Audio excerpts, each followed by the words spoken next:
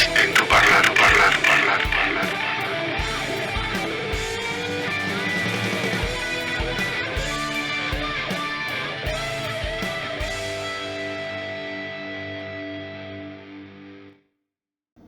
Hola, ¿qué tal? ¿Cómo estás? Vamos a comenzar, si te parece, esto que se llama una voz en tu parlante. Una experiencia radial, una mirada a la vida. Y como te dije hace poquito, cuando te anunciaba que hoy iba a estar este vivo, simplemente recordarte. Gracias, Marcelo, por estar ahí. Cuando te avisé, te dije que hoy iba a hablar, entre otras cosas, sobre la sopa y los girasoles, obviamente en alusión al atentado que sufrió el cuadro de Van Gogh, ¿sí?, en el Reino Unido, si no me equivoco. También te iba a hablar sobre un enemigo del pueblo, que los hay. Y bueno, voy a aprovechar también para leerte un poema, quizá te haga también algunas referencias a algunos recitales. Y esos recitales los voy a extraer, te los diga, si te los digo, y si no te los digo los vas a poder leer, en un lugar al que te invito siempre a sumarte.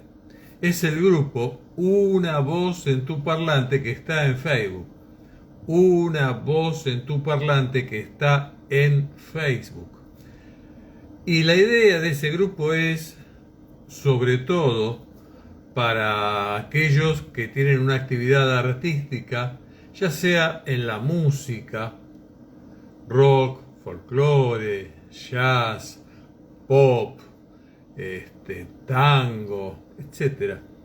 Todos ellos que puedan tener un espacio más donde publicar sus shows, sus videos, sus fechas, etcétera. También, si escribís, podés volcar allí algo. Si bien no es un portal literario, es un gusto poder leer lo que otros escriben. Me parece bueno que si alguien hace un cuento, un ensayo, un poema, lo publique y no tenga miedo de ver qué le parece a otros. También fechas de teatro, si hacen teatro, o por ahí hay algún corto de cine que quieren que vean y también se puede recomendar. O hay un espectáculo de otra persona y también lo pueden recomendar en este lugar, que es el grupo en Facebook, grupo público, Una Voz en tu Parlante. Te sumás al grupo y podés publicar libremente. Incluso cualquier persona que tenga interés en por ahí tener una charla en vivo, como esto que hago en forma personal, unipersonal, digamos, aquí, lo podemos hacer. De hecho, ha habido videos con, el primero fue un ensayo medio con mi hija Camila, como maquilladora, mostrando técnicas de maquillaje y demás. Otro fue con el CEO de una radio donde yo trabajé, Oxy Radio, con Gustavo, de allí de Oxy Radio, Gustavo Terrenis. Y después, bueno, otro más fue con la psicóloga, la licenciada Margarita Rodríguez Suárez.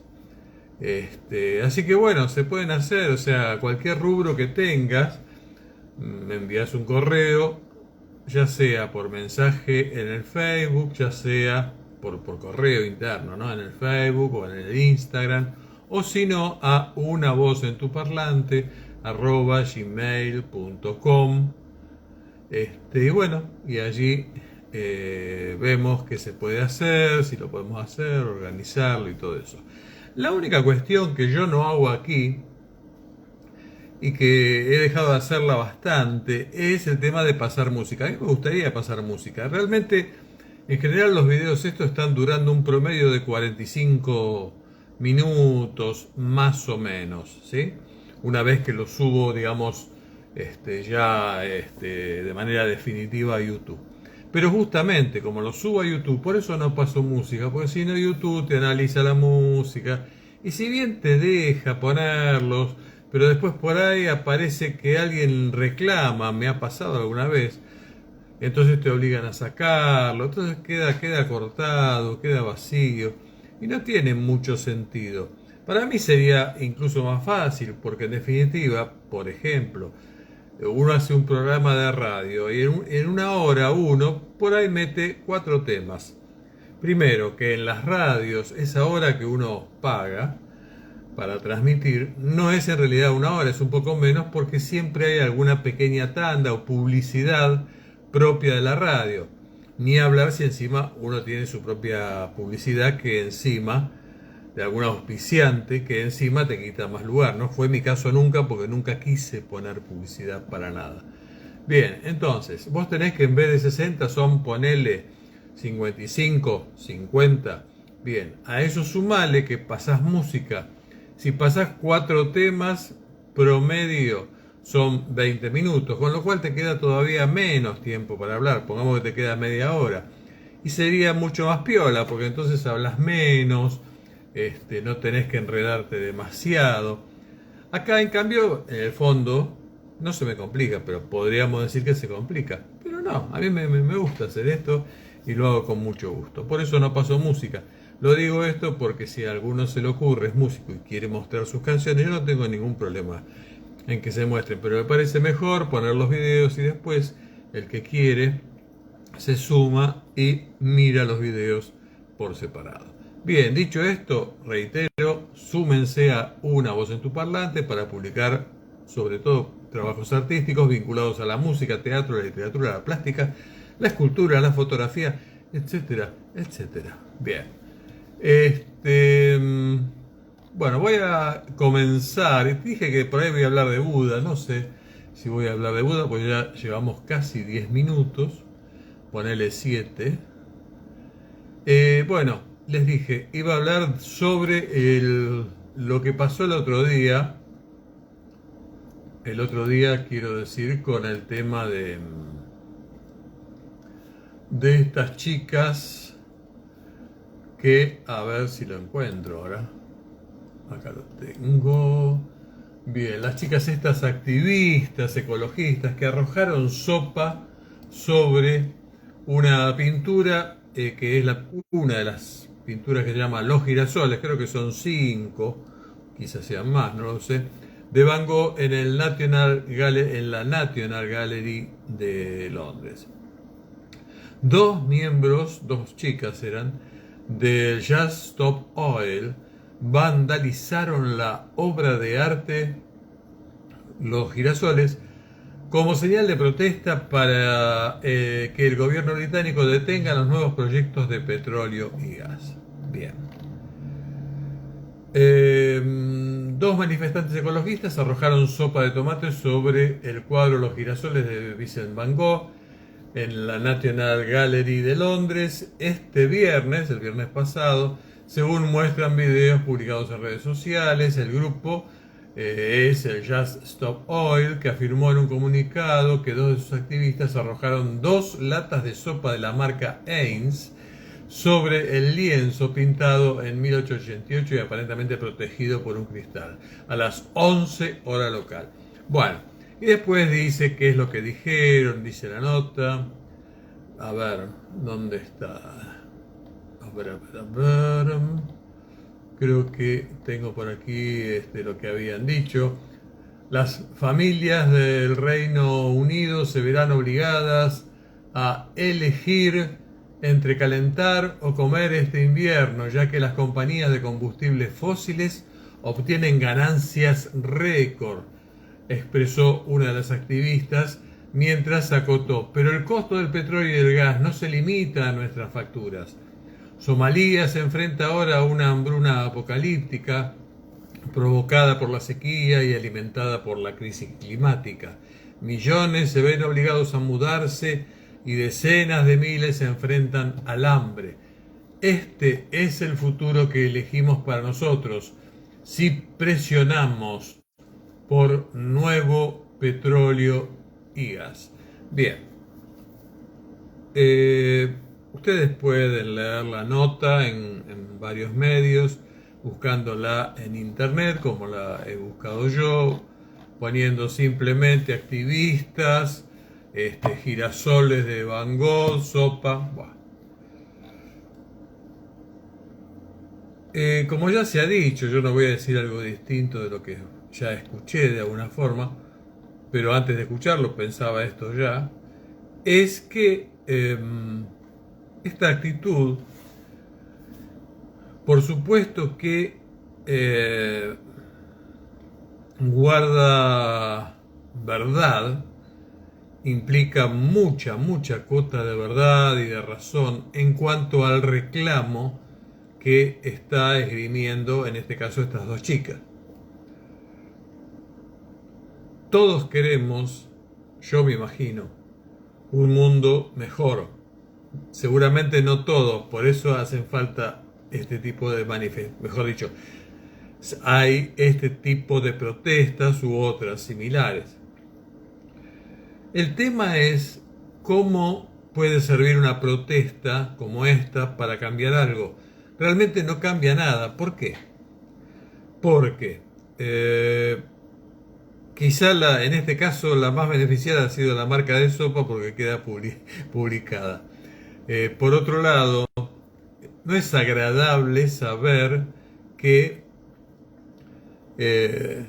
una obra de mucho valor cultural, artístico, como esta obra de Van Gogh, o cualquier otra, porque también se ha atentado contra la Gioconda, por ejemplo, y cosas así.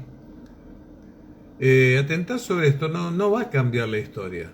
Es más, seguramente va a lograr que muchos se pongan en contra de quienes proceden de esta manera. No es bueno, a partir de la agresión, presentar un reclamo justo, válido, razonable.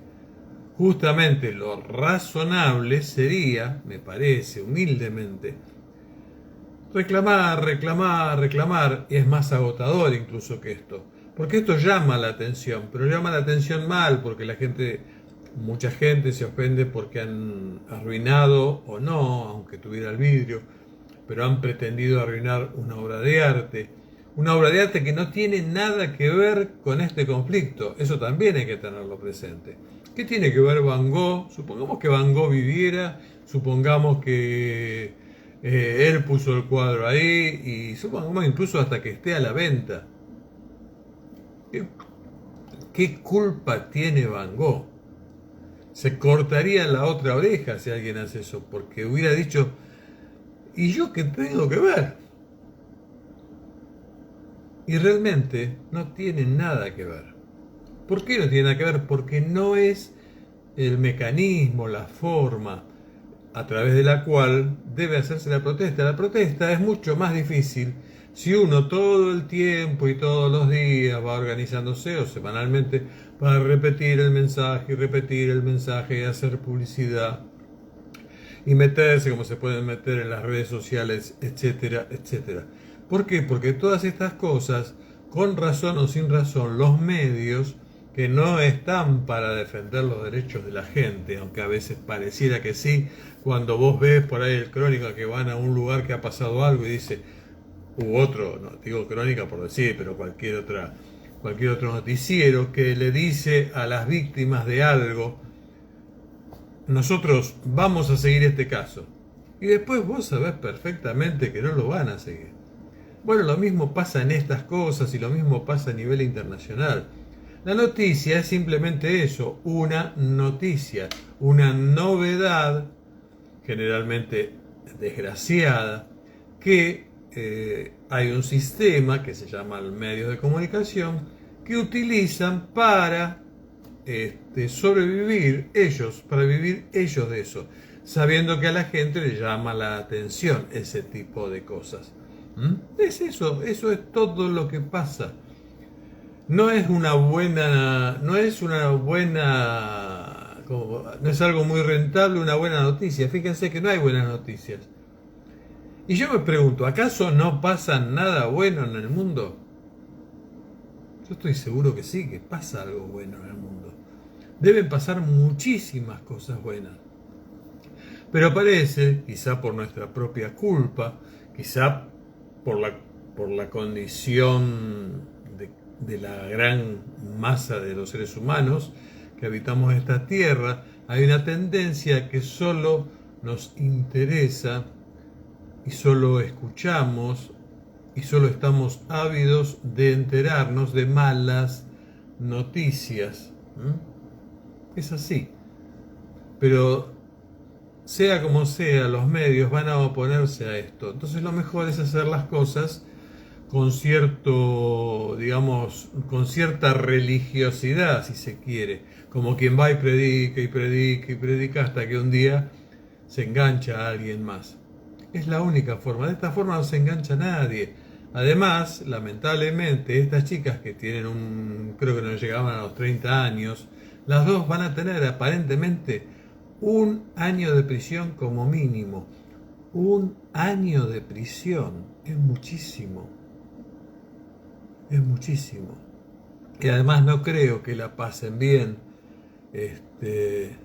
Bueno, simplemente quería señalar eso mientras me tomo un sorbo de vino tinto. No, mentira, es gaseosa. Ahí ven los puntitos.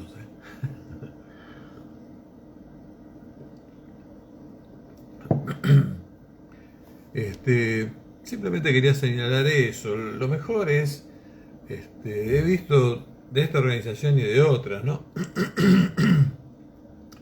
Que por ahí suben a autos, o hacen en realidad diferentes actividades que son siempre agresivas. Y a partir de que vos o yo te diga a vos de manera agresiva, porque vos tenés que cambiar, afectando a un tercero que no tiene nada que ver, no está bien, no está bien.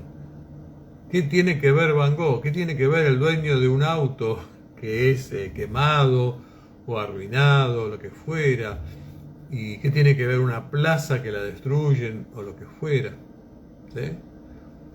Estamos diciendo, está mal lo que hacen los gobiernos. Y los gobiernos con estas actitudes destruyen y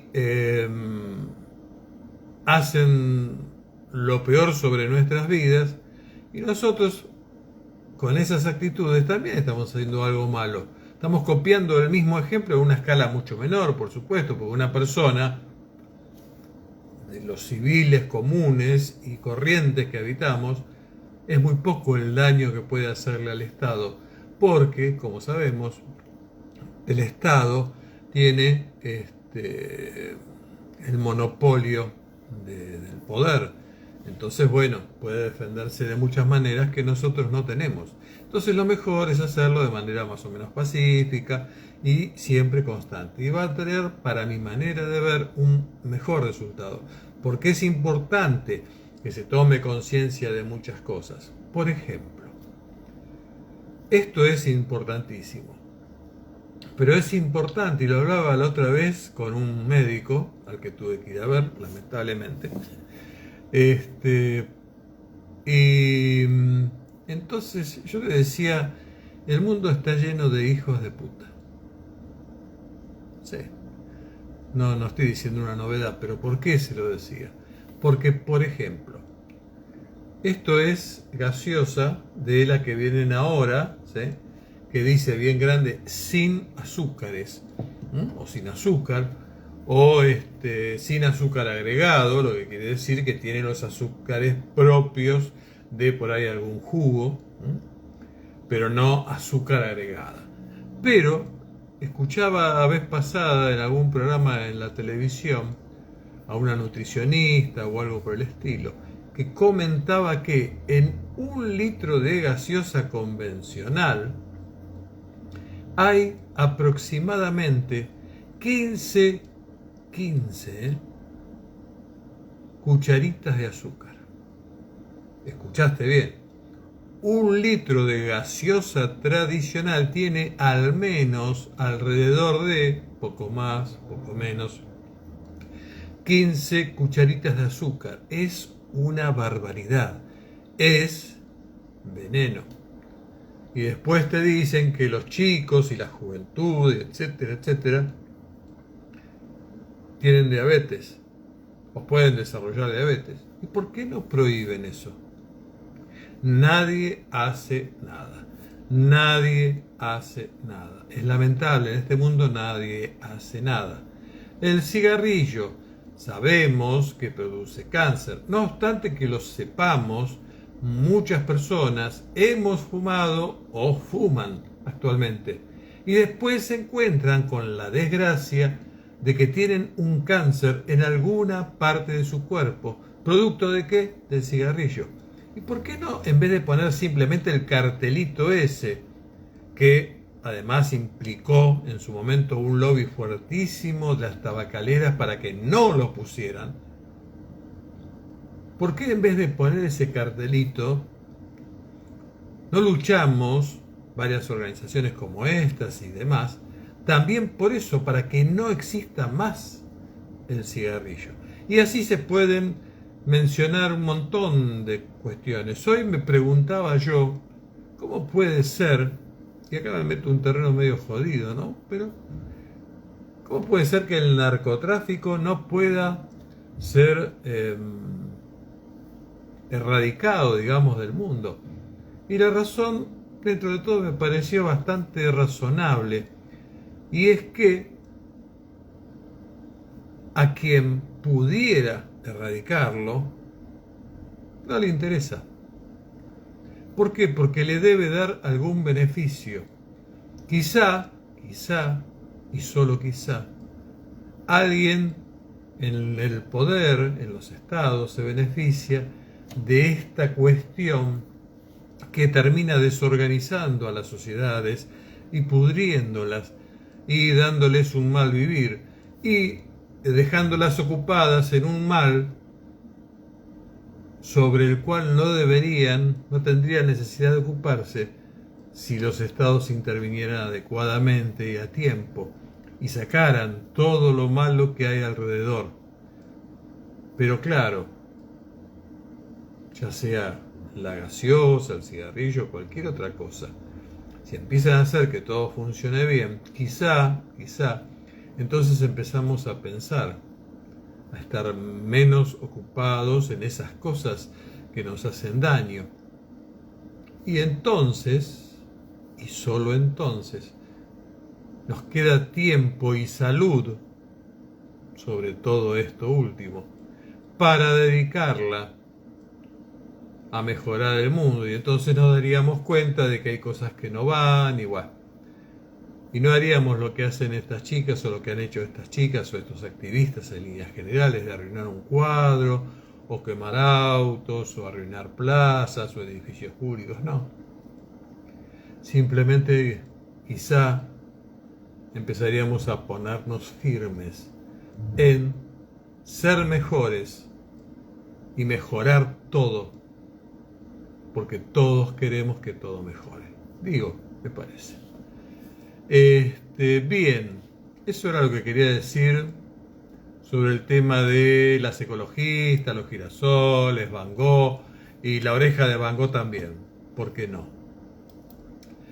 Por otro lado, quiero comentarles que en la semana pasada en realidad, creo, no me acuerdo, estuve viendo una obra, como ustedes ya saben, he recomendado entre los lugares que uno puede ver gratuitamente algunas cosas. Por ejemplo, el portal www.cineargentino-medioonline.blogspot.com, que hay películas en general viejas, con una cierta antigüedad, pero que bueno, pueden gustarles y que son argentinas todas. Otro sitio es, por supuesto, el del Inca, que es el Cineplay, donde además tienen la posibilidad de ver los estrenos. Me llamó la atención porque el otro día pasé por el cine que está ahí ¿cómo se llama? En el Congreso, que ahora no me acuerdo el nombre, pero, y ahí estaban pasando Argentina 1985. Y me llamó la atención que entre los estrenos dentro de Cineplay no esté. En Cineplay hay varios estrenos que se pagan 90 pesos la entrada, que es lo mismo que sale la entrada en este cine que les digo está frente a la plaza del Congreso, ¿no? Pero bueno, me llamó la atención que no está. Pero bueno, es un lugar, Cineplay, donde ustedes pueden ver obras gratuitas. Y por supuesto también, entre otros, varios museos y también el CCK, ¿sí? Donde hay recitales, ya sea de música clásica, también de música no clásica, espectáculos para chicos, películas, etc. Y en sí la sola visita al centro cultural es interesante porque se aprende mucho. Si vas con el guía te das cuenta de algunas cosas que no sabías. Y después el otro lugar, y a esto voy, que les señalé, es que se metan en cultura.amia.org.ar, ¿sí? En Cultura Amia pones Cultura Amia y ahí vas a ver que hay una posibilidad de que a través de este lugar de la AMIA, de este espacio en internet, podés participar de cursos. Hay algunos cursos que son pagos. En general estuve viendo el precio, son 1.600 pesos. Si sos socio de AMIA o mejor dicho, si no sos socio. Y si sos socio creo que pagas un poquito menos, no sé. No sé, porque igual no pienso pagar ninguna cosa en particular. Pero también hay espectáculos gratuitos y entre ellos es allí donde, como les conté en otras oportunidades, que vi otras obras de teatro, he visto Un enemigo del pueblo. Un enemigo del pueblo, una obra que realmente me encantó. ¿De qué se trata? Es una obra donde trabajan Juan Leirado, es el principal protagonista, es el que termina siendo el enemigo del pueblo, y Raúl Rizzo. Y se trata sobre los engranajes de la máquina del poder, un poco lo que estaba hablando antes, sin querer, pues no lo pensé para hilarlo. Se trata sobre los engranajes de la máquina del poder, la corrupción y los intereses económicos que quedan a la vista en una versión de esta obra de Henrik Ibsen, que es Un enemigo del pueblo. Este autor, Ibsen, es un dramaturgo y poeta noruego. El público, en tanto pueblo, es interpelado para hacer visible la necesidad de comprometerse políticamente más allá del voto. Bueno, miren, sin querer, es un poco lo que estaba hablando antes, más allá del voto. En esta obra trabajan, además de Leirado, que hace de médico, Juan Leirado, y Raúl Rizzo, que hace de hermano de este médico e intendente de un pueblo. Trabajan también Viviana Puerta, Lisandro Fix, Romina Fernández y Bruno Pedicone.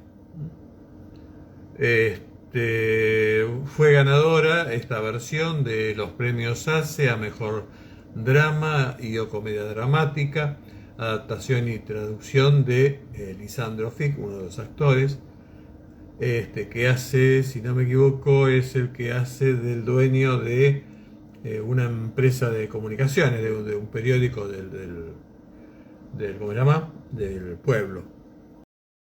Hace de oro al mejor actor protagónico Juan Leirado, premio Teatro del Mundo a mejor adaptación y a mejor traducción para Lisandro Fix, premio Estrella del Mar a mejor drama y o comedia dramática, al mejor actor protagónico Juan Leirado, premio José María Vilches como mejor obra teatral de 2019, Premio Provincial de Teatro 2019, Mejor Obra Nacional presentada en Córdoba. Esta obra, como ya he visto, ya le saqué la ficha a la gente de ahí de AMIA, de Cultura AMIA. Esta deben tener algún paisano, esta gente, me imagino, o no sé. La cuestión es que siempre que pasa una obra de teatro, la bajan, digamos, de Teatric. Con lo cual, si alguien entre ustedes tiene Teatric o tiene un amigo, recuerden ver que tenga Teatric, recuerden ver esta obra, Un enemigo del pueblo, muy, muy buena obra.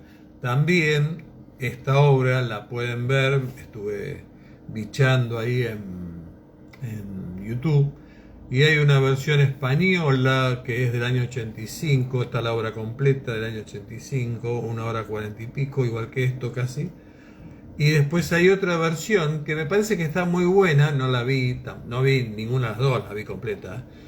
Y me parece que está muy modernizada, es lindo el escenario, es rara en ese aspecto. Una versión de esta obra con 1 hora 30 de Un enemigo del pueblo, pero una versión de teatro mexicana. Así que hay dos opciones. Después voy a poner el enlace cuando suba a YouTube esto. Pero bueno, va a estar bueno ver eso.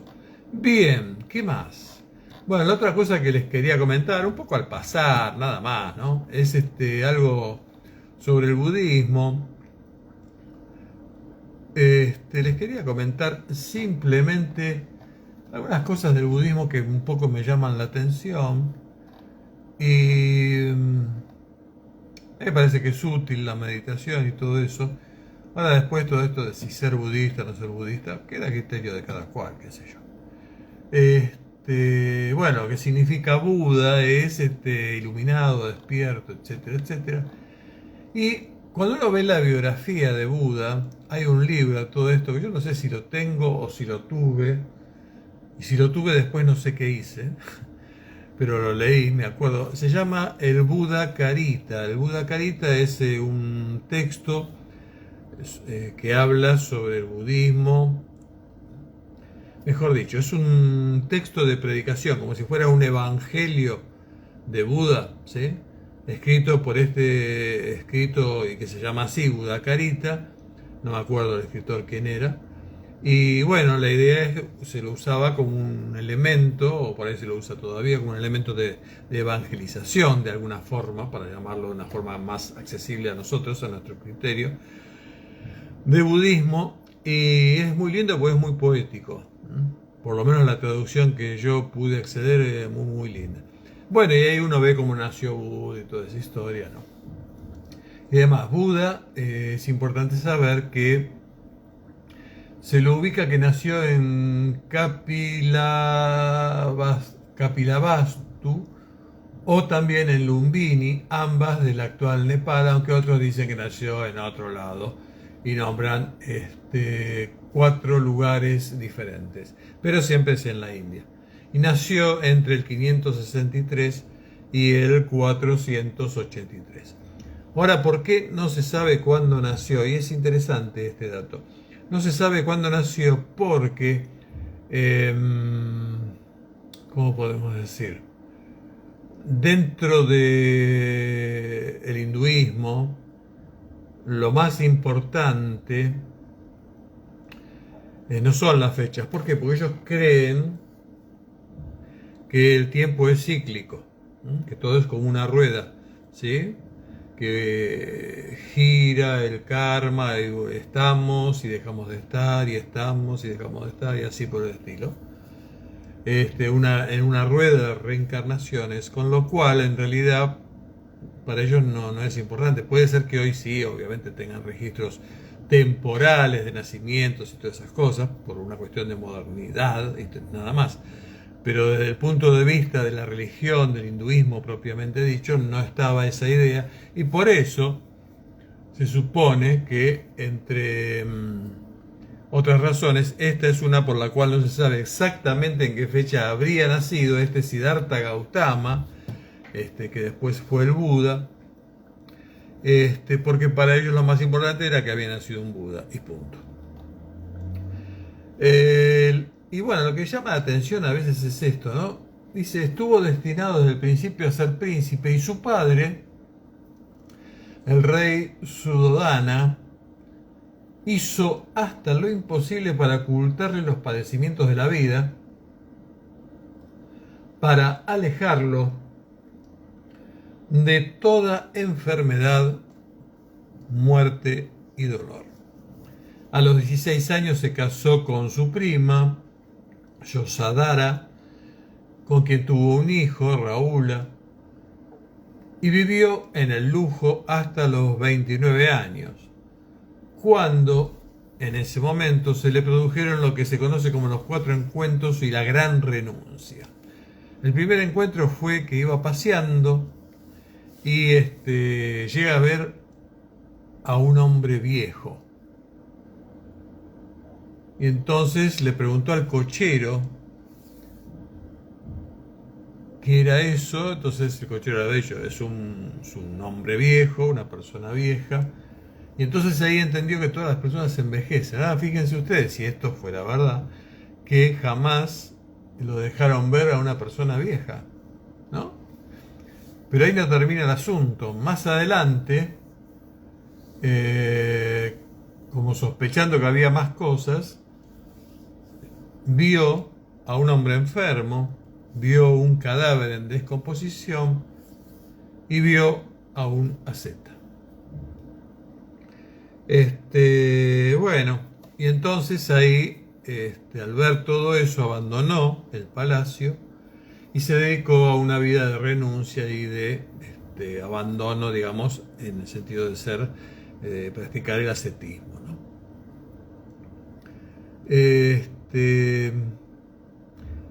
Su maestro, uno de los maestros con los que estuvo, fue Udaka Ramaputta, y Udaka Ramaputta fue un sabio brahman y maestro, o uno de los maestros de Siddhartha Gautama, del Buda, a quien le enseñó un tipo superior de meditación llamado esfera de la percepción no percepción. En el budismo se considera como el grado más alto de meditación, y es un estado mental donde cesan todas las percepciones. Y bueno, Siddhartha, el Buda, siguió este método de Udaka y fue capaz de alcanzar eso en el nivel más alto. Con lo cual, si yo me pongo a ver eso, digo, bueno, al final Udaka en realidad ya era un Buda y ya tenía todos los mecanismos, digamos, como para alcanzar eso. Con lo cual, en definitiva, quizá Buda lo único que hizo fue ¿cómo se dice esto? Como un remix de lo que había hecho el otro. Bien. Así que bueno, en definitiva renunció a todo, ¿no? Y toda esa historia. Entonces digo, qué cosa, ¿no? ¿Cómo pudiera ser, ¿no? ¿Cómo hay bastante fantasía en esto, de alguna manera? Porque resulta demasiado extraño que una persona esté siendo constantemente, durante casi 30 años, alejado de la realidad. Una cosa es que uno, por ser un estúpido, una estúpida, no vea la realidad cuando la tiene delante. Eso sí pasa. Pero es raro que a alguien se lo aleje todo el tiempo, que nunca haya visto un viejo, que nunca haya visto un muerto, que nunca haya visto un enfermo, ¿no? Es algo llamativo. Y bueno, eso me llamó la atención y quería comentarlo simplemente. Y para todos los que quieran, les recomiendo la lectura, entre otras cosas, si les interesa el budismo. Hay un libro interesante porque no es sobre hacete budista y tantos libros que hay, que la idea es llevarte hacia ese camino cada vez más. Porque de hecho hay una onda así como orientaloide, qué sé yo. El libro se llama ¿Qué es el budismo? Es un libro muy lindo, yo lo he leído, entre otros. ¿Qué es el budismo? Es de Jorge Luis Borges y Alicia Jurado. Alicia Jurado es una escritora, novelista, que entre otras cosas fue la que hizo la primer biografía de Jorge Luis Borges. Y bueno, Jorge Luis Borges no sé quién es. Y Jorge Luis Borges escribió, básicamente es el que escribió el libro y quizá intervino de algún modo que desconozco en su, en su redacción o colaboró en su redacción Alicia Jurado. Y está muy bueno el libro, muy bueno, porque bueno, Borges sabía de todo.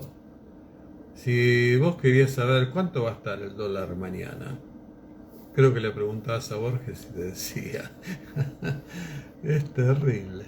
Bien, así que bueno, el que quiera, le recomiendo eso. Dice que se llama el libro ¿Qué es el budismo? De Jorge Luis Borges con Alicia Jurado.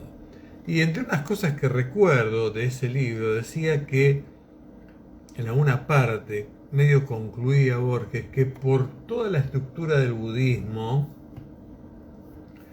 es probable que, bueno, primero que sí, es muy probable que quizá no se llamara Siddhartha Gautama, etcétera, etcétera, pero que sí debe haber existido algún monje en esa época que tuvo una gran trascendencia. ¿Sí? Como que el personaje no es inventado, puede ser inventado todo el entorno y todo esto que uno dice, les comentaba recién, de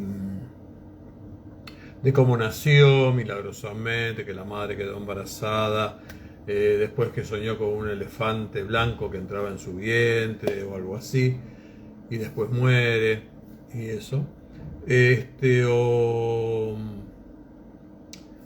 O el tema de que nunca haya visto nada de lo que les dije recién, y a los 30 años empieza a descubrir todo eso y ahí empieza el camino. Es como que todo se le había puesto vallas para que no pudiera llegar a ser el Buda que fue y todo eso. Bien, que eso es una parte que uno puede creer o no creer, aceptar o no aceptar. Pero el personaje el histórico debe haber existido, dice Borges. Y también dice, por la forma, que debe haber sido un militar, con lo cual también acepta el hecho de que debe haber pertenecido a alguna familia real, ya que, según comenta, eran los que podían acceder más a la vida así, de ser algún referente militar de importancia, que es lo que él estima. Y bueno, eso es importante.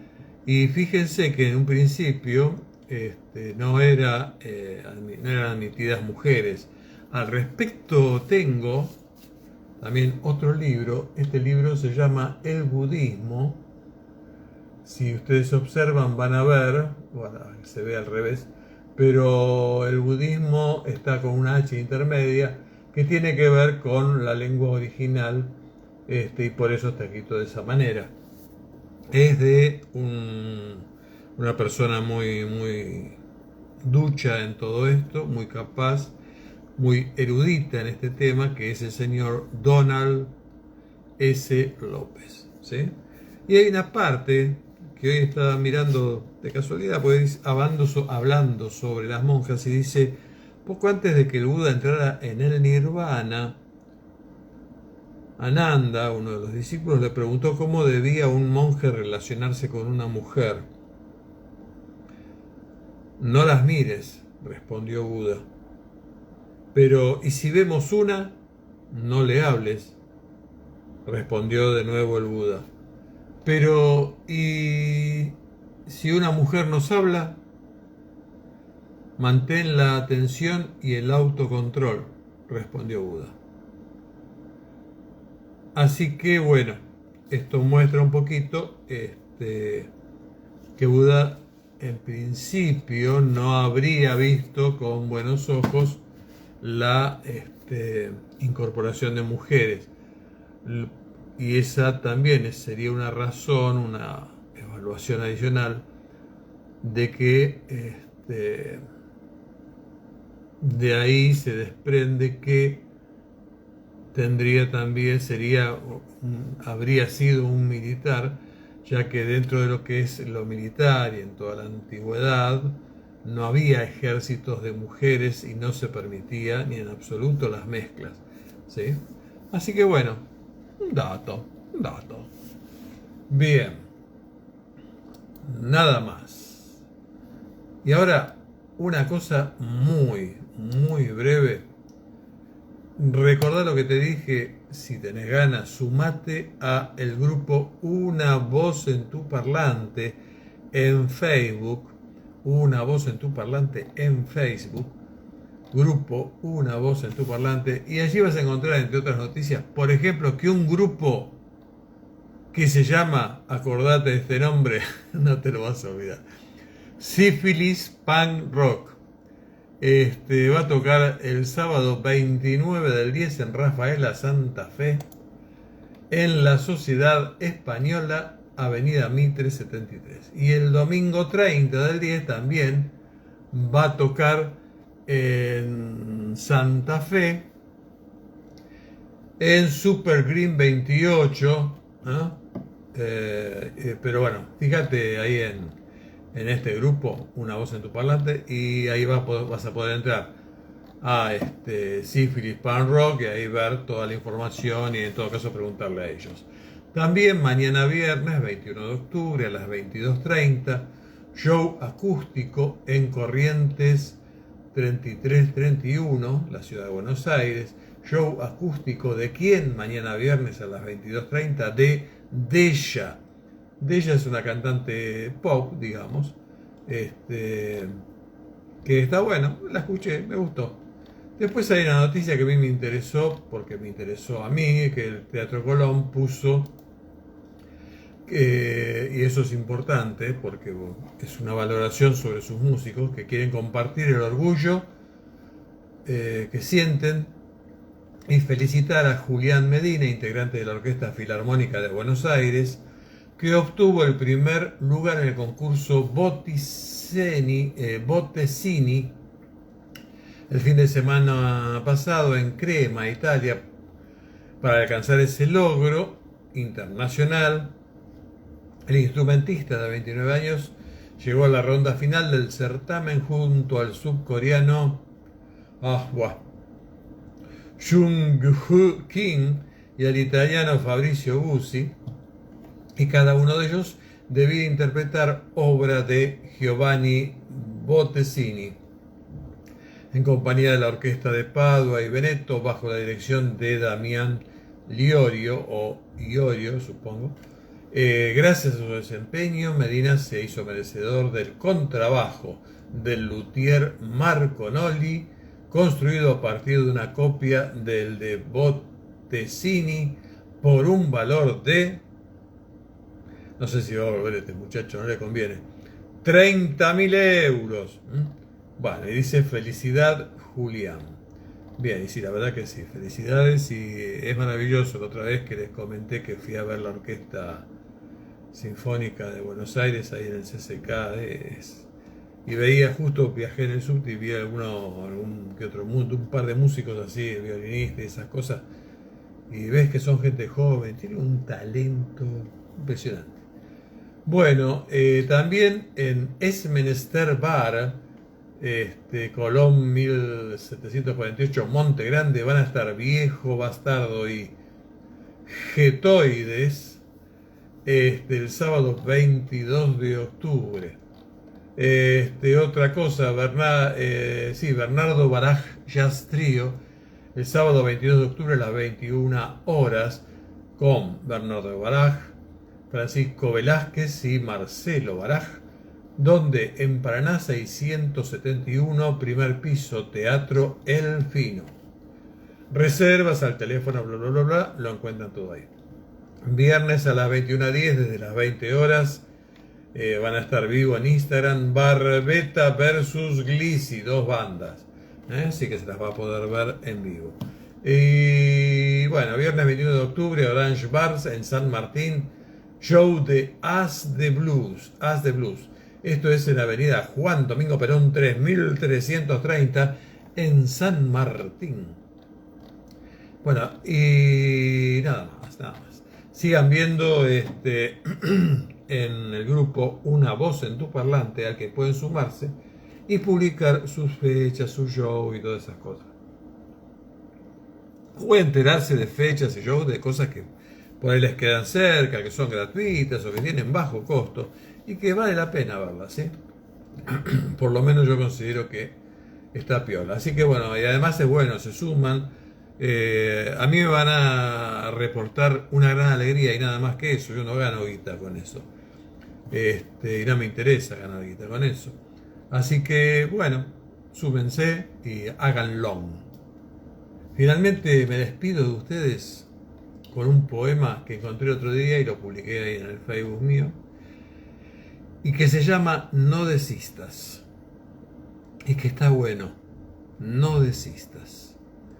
Y dice así: cuando vayan mal las cosas, como a veces suelen ir, cuando ofrezca tu camino solo cuestas a subir, cuando tengas poco a ver pero mucho que pagar y precises sonreír, aún teniendo que llorar, cuando ya el dolor te agobie y no puedas ya sufrir, descansar acaso debes, pero nunca desistir.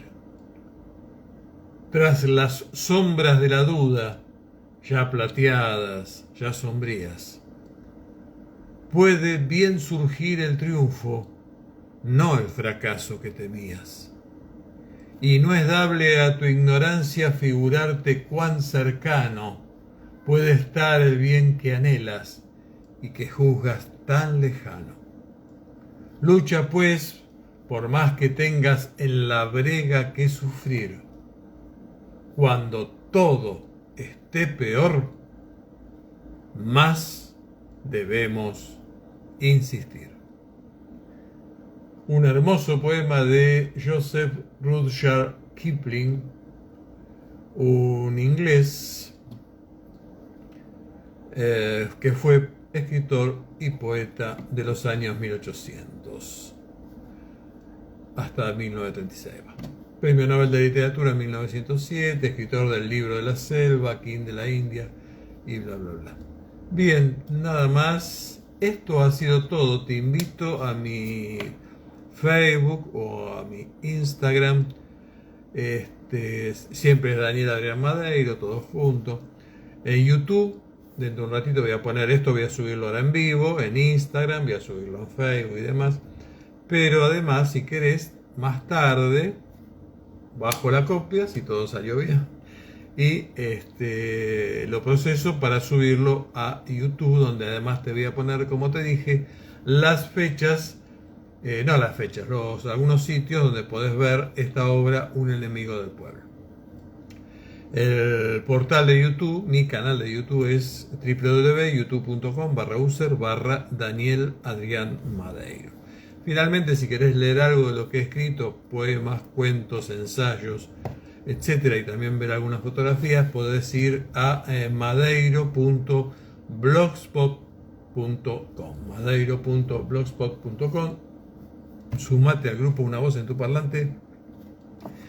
Y si Dios quiere, nos veremos el próximo jueves a la misma hora por este mismo canal, a las 19 horas. Muchas gracias por estar ahí. Como siempre te digo, cuídate, cuida a tus seres amados. Que Dios te bendiga. Chao.